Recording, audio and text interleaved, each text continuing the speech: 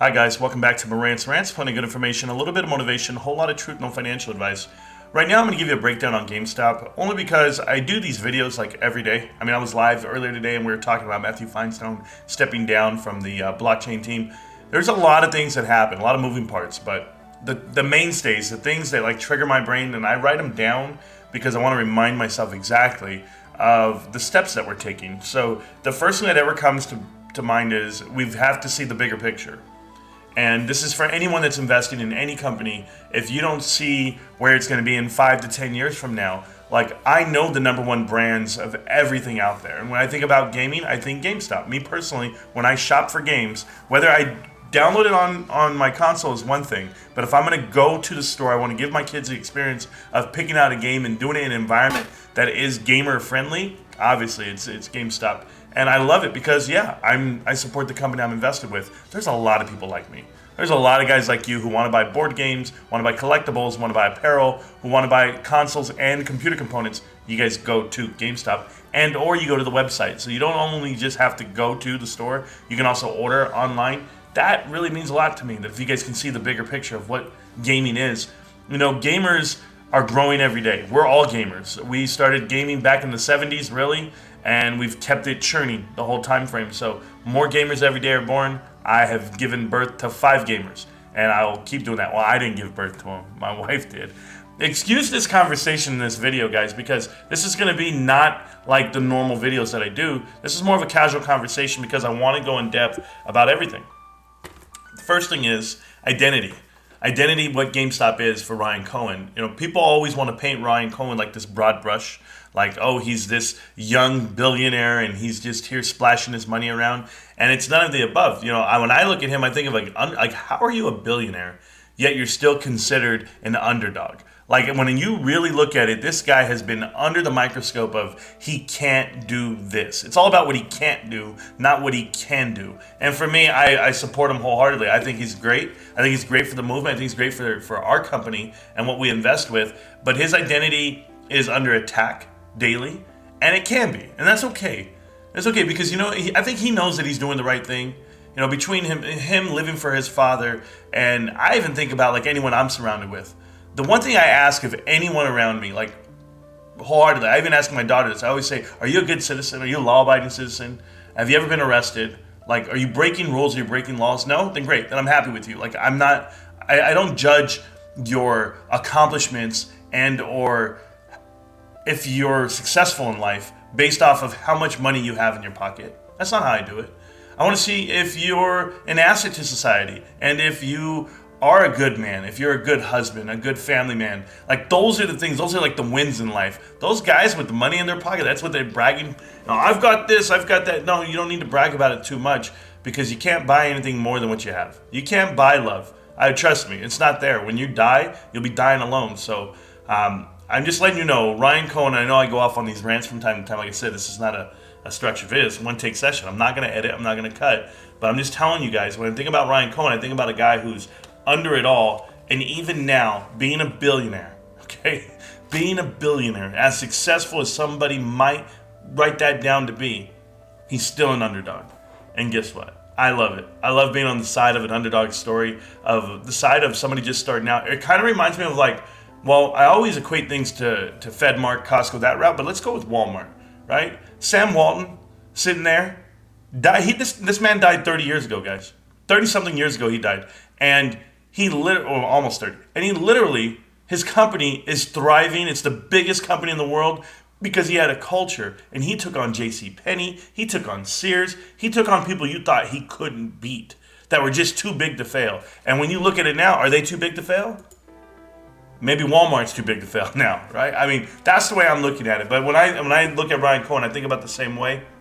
But another thing about like the leadership and the group, right? Ryan Cohen and Valuation Capital and all these guys who are invested with GameStop, you know, cut the chain, man. Let them loose. These guys are e-commerce villains, I guess. I mean, they went out there and started beating up on Amazon. Amazon didn't know what was coming for them, but these guys are the founding fathers of what e-commerce can be and what it should be. That layered growth, you know, as long as we don't dip down and you don't lose and you're always making more each year. I know inflation's upon you. I know that if we did the math on inflation, what it costs, the customer acquisition cost to get somebody through the doors and the product on the shelf and you out, final delivery, probably cost you, when I looked at it last, 2018, it cost us like $1 billion in Q2 to make $1.5 billion. Like, oh my goodness, you paid $1 billion. Yeah, but what's the dollar worth now? What's inflation now?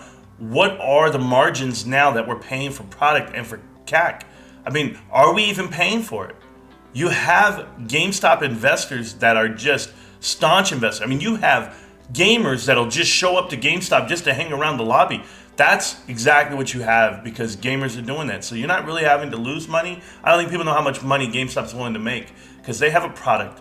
And the product is this. It's not that there's like this one singular thing they sell. It's not like, oh, they sell PlayStation 5s or, oh, they sell Xbox and you can't get that anywhere. No, it's not that. What I mean by this is, if you had $1 billion, I'll give you 10 billion, 20 billion. Could you go and form a company to beat GameStop? Probably not. Because guess what that new company doesn't have? Me. It doesn't have you, and it doesn't have everyone else that grew up with GameStop. So there's a fabric here. If I gave you infinite amount of money, are you ever going to beat Coke? Probably not. You ever going to beat Goodyear tires? Probably not. You pick a product. Pick a product that's made it through the years, and you're probably not going to beat them no matter how much money you have because they have etched their place in time. And that's what I think GameStop has done for the gamers, guys. Now, as the media tries to tell you that they're going to tear us apart, or that we were run by poor leadership, think again. Okay, that's what they're there to do. They're there to do that. Write headlines. But if you can live with those headlines, if you and I could just face them. If Ryan can face them, Bed Bath & Beyond CFO jumps out of a building and everyone right away wants to paint Ryan Cohen with insider trading, pump and dump schemes. I mean, you name it, they're running his name through the mud every chance they get. And was it warranted? Was it called for? Absolutely not. Absolutely not. But I don't think Ryan Cohen loses 1 ounce of sleep over it. I just don't. I think that he knows that he's living a good life and that he's doing it the right way and he's working hard for it. So that's what I wanted to come to you guys. There's not too many great businesses to choose from in this world, or leaders or CEOs. Somebody asked a question on the live stream today. It was Kyoto. Kyoto said, hey, why don't the Dallas Cowboys just go get another quarterback? Or why don't they draft one in the draft? And we all told them, we're like, hey, man, there's just not a lot out there. There's about 16 that are worth drafting. The other 16 are trying to stay relevant. And then there's everyone else out there that's just not that good. So for every good quarterback, that's how you have a good team. Well, in the business world, for every great CEO or chairman of the board, there's a couple of good ones out there, guys. And I think Ryan Cohen's one of the good ones. I think he's one of the up-and-comers. I think he's been around for a while. He's been doing this business for 9 years. He's been in the public light, and he's successful, extremely successful. So, and why is he successful? Because of the relationships he's formed, the leadership team that he has, his leadership style, delighting the customers. You have us. We're there. We're there for you, Ryan, and I'm just letting you know that right now because remember that reputation is more than the money, right? So, I don't care how great you are or whatever you're going up against. I'll give you this example, right? So, Robinhood could have all the money in the world. They make one mistake, and they don't own it. They lost you forever. You see, these other companies, like Goldman Sachs and Citadel or whoever, they'll go and they'll admit they made a mistake and they'll pay a little fine and no one loses trust in them. They don't tarnish the name. They're not frontline news. It gets a little pub somewhere on the back page, but it's not Enron, right? It's not the housing market crashing and people robbing people left and right. It's not that. It's not Lehman Brothers. These guys are willing to admit their mistakes and then they pay for them and that's it. I have a feeling that AMC is going to go down that same path. That because they've okayed Adam Aaron to do the things he's doing, people are okaying it. No one's owning it. No one's fighting it. No one's saying, "Hey, this is wrong." That they're eventually going to lose their credibility with the world. That's what's going to happen, and it already happened with multiple companies. And I use Robinhood for that example, but I don't think GameStop's that way.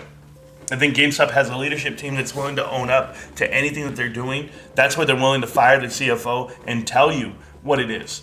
hey, it's a cultural shift. It's a clash. This is where we're at. We're going a different route. They own it, man. They just own it. And because I tell you what, I'd rather you say it to me in public than it come out in the dark, and then it will come to light, and now you will be front page news. And front page news like that can shatter. It can shatter a company. Guys, you could build up the culture of your company for 40 years, 50 years. I always think about the investments that I have, but for 40 years, these companies are amazing, right? Like if you look at Walmart and Costco and all these guys, let them do one bad thing, like really bad one bad thing, and then omit the truth. Don't tell anybody, just omit it. And then guess what? They end up dealing with it in like 4 years when you say, oh my God, they've been running their company this way for 4 years. Now it's them. Now they're the bad guys. But guess what? They're not. They're not. And all these companies out here are not bad guys. They're actually great companies, and that's the difference. That's the difference for me for GameStop. That's the difference for me for what we're going through.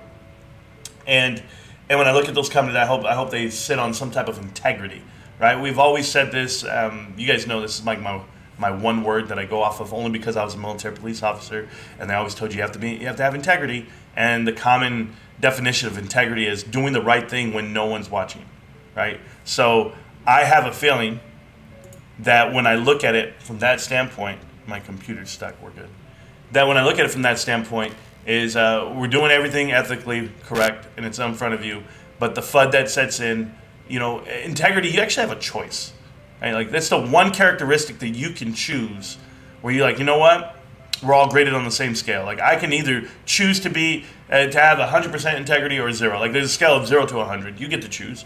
And I'm looking at it like from my point, like, okay, well, we're out here. We're telling you we're building a marketplace. We're telling you we're a great investment. We're telling you it's going to be great in 5 years. And everyone on the team has a reason to come to work. Guys, we have multimillionaires working for GameStop, billionaires working for GameStop, and they wake up every day. And they want to come to work and they want to see what the business is doing next. And that's because we're a different kind of cat. We really are. We're running it differently, and I'm happy for it. So as I go down my list of thoughts here, I have one that calls own the damage. Well, at the cost of what, right? Like I think about when we run a company and you're looking at it from this standpoint for GameStop, they can own any damage right now. CFO, boom, this is what happens, right? They let them go. But you're not jeopardizing everyone's job. Like Robinhood did that a year ago, where they're jeopardizing everyone's job. If you work for Robinhood, you're heartbroken right now because they picked a side of the table, and that side of the table tarnishes your reputation. And now you lost the trust of the public, and now you won't make money, and then you got to go find another job.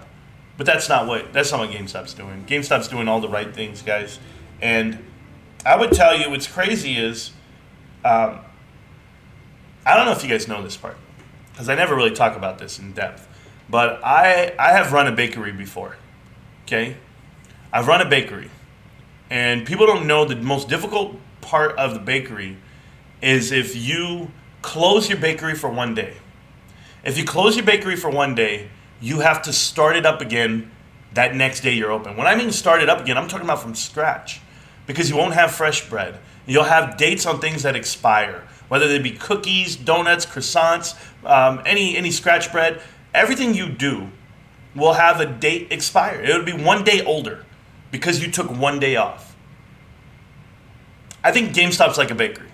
I think GameStop, and you can even do the movie theater if you want, but I'm thinking GameStop, just for this conversation, during COVID, stopped, just like restaurants did, where they stopped serving people in the building, and they found a different way to become profitable. And I go, you know what, we can change up our business model right now, and we're going to do that. And here's how we're going to do it. Because when you have to start up all over again, like they are right now, they got this engine churning. Guys, you're dealing with recession, you're dealing with inflation, you're dealing with a new era in gaming. You know, that whole Fortnite Battle Royale, download your games. Console is recycling through. All these things they're dealing with, and that would be your day off. You boom. Now the bakery starts up again. Now I got to start making croissants first thing in the morning. I got to make sure I prep the bagels. I got to make sure I'm ready to drop some muffins. I got to get going here, but I got to get it all done by 10 o'clock before we open, before the bakery opens at 6 a.m. I got to make sure everything's baked. Imagine being a bakery on a closed day, and then the next day you're trying to get it rolling again. Well, GameStop shut down on that off day, and it's getting rolling again right now. So I'm very excited. Somebody asked me in one of my messages here on the channel here was, what is the value of GameStop per share? Like, Rants, you know it's overvalued, you know this now. It's like, no, it's not. Like, with no imagination, sure. With no imagination at all, GameStop is currently worth, well, let's just go 1 times sales and the cash on hand, and you're looking at $23. $23 a share. It's at $29. You can't imagine $6 more? I mean, I can, but now can we go more? Can we go more into the partnerships and the marketplace and just the emphatic following and the growth of the sector? I can definitely go on. So there's your value if you were asking for that question. The other part that they were telling me was, oh, goodness gracious, I don't even have to worry about that. I was going through my notes, guys, as I go through, so I apologize. You know, I have this idea, like, because somebody was asking me about options and about trading, and Marantz, why don't you do a trading channel like these other YouTubers? Why don't you give us, you know, stocks we can buy? Why do you only talk GameStop? I'm just like, are you guys joking? Like, if you knew, like, what fun would it be if we just sat down back and we knew that we were going to hit the ball out of the park every time? If I knew I could hit this three-pointer every time I shoot it, am I really playing basketball?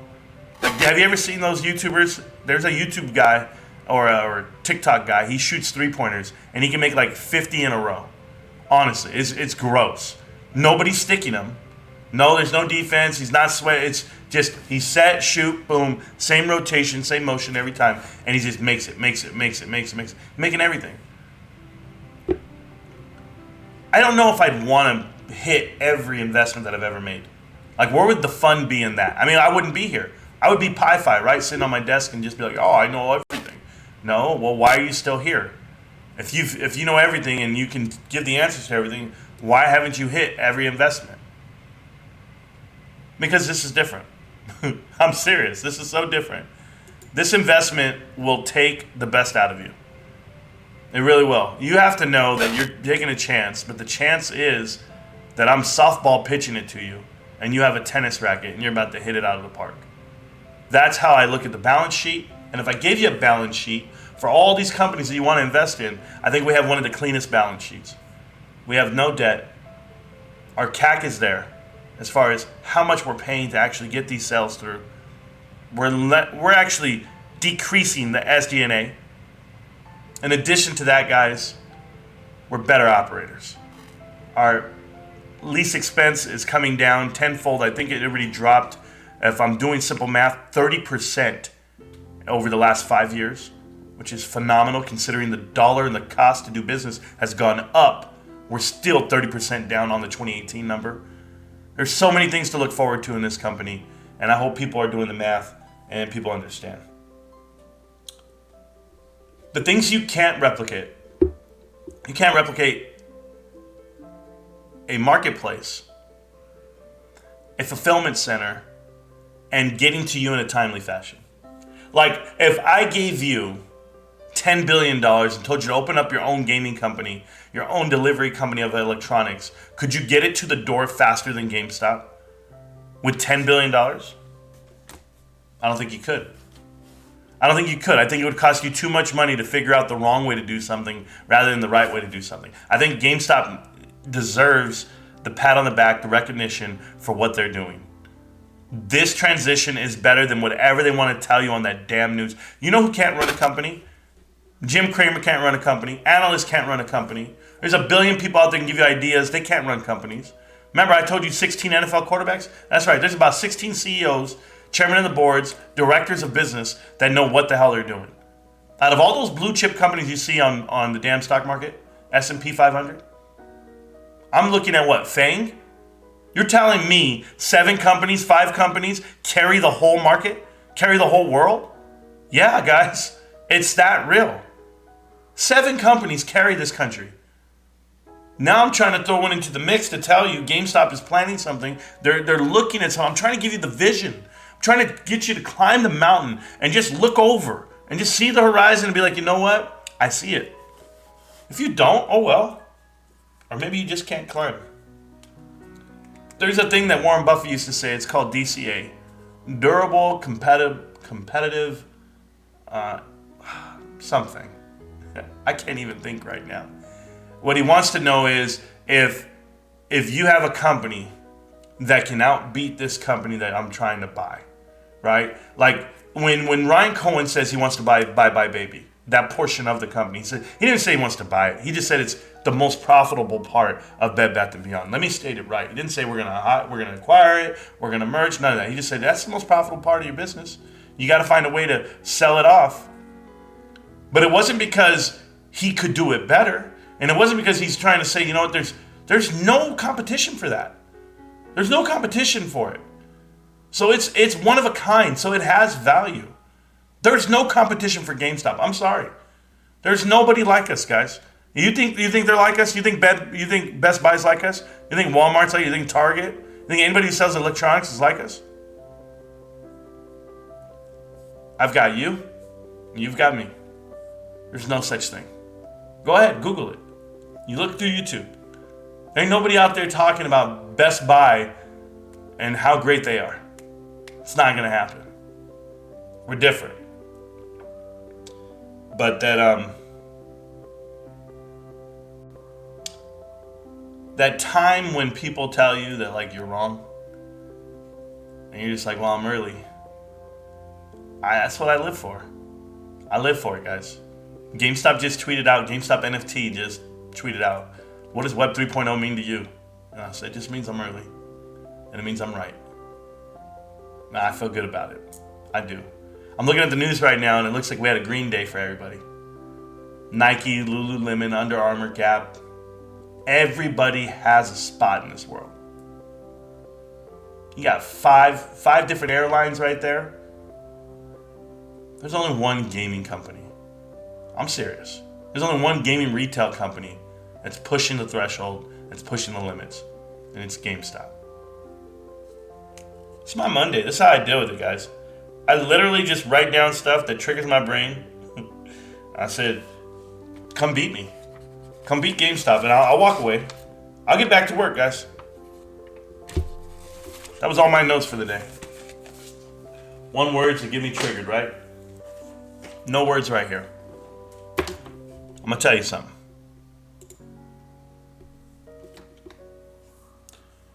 In life, at the end of it, my grandmother's laying on her deathbed right now. A lot of you guys know this part. I'm at most peace right now. Because I know the amount of people she touched. She literally had a touch on every single one of her grandkids. Every single one. She raised them herself. I swear to God, this is the best thing ever. My grandmother was different. She opened up a daycare, and she had all the kids come through her daycare. All her grandkids. And she did that because she had 7 girls. And those 7 girls, in turn, are taking care of her right now. She probably got a couple of days left, a day left, whatever it may be. But that's how I value success. I value success based off of the amount of ride or dies you have next to you. How many people are willing to ride or die for you? When it's time to go down, when it's all said and done, and you're hanging it up, how many people are going to show up to your funeral? How many people are going to show up to your bedside? How many people are willing to do what's right for you? That's success. Try buying it. You can't. And why am I telling you this? Because this is how I feel about my company. I will be here 40 years from now, still talking about GameStop, still loving what they're doing, still encouraged by Ryan Cohen and Larry Chang about the type of leadership that they're putting on this country. Like people admire Charlie Munger, like people admire Jim Sinegal, Warren Buffett, Bill Gates, sure. Not really an investor, more of an inventor. Well, we invented something. And it's us. It's GameStop. That's it, guys. I just want to spend some time and just shoot the shit with you. Sorry to do it in this fashion. Usually I'm live and you guys interact, but I wanted to sit down and just brainstorm on some stuff. And I'm still doing that. It's a great buy. It's a great company. I don't let FUD set in. It's September 2022 right now. And I'm reflecting a lot on the drive and this whole long walk through GameStop. That's it. And it's been amazing. So, I'll see you guys tomorrow. I'll still be here. Sorry for the long, drawn-out video. But I just felt some kind of way right now. That's it. GameStop. Can't stop, won't stop. GameStop. I'm going to see you tomorrow, millionaires. Peace.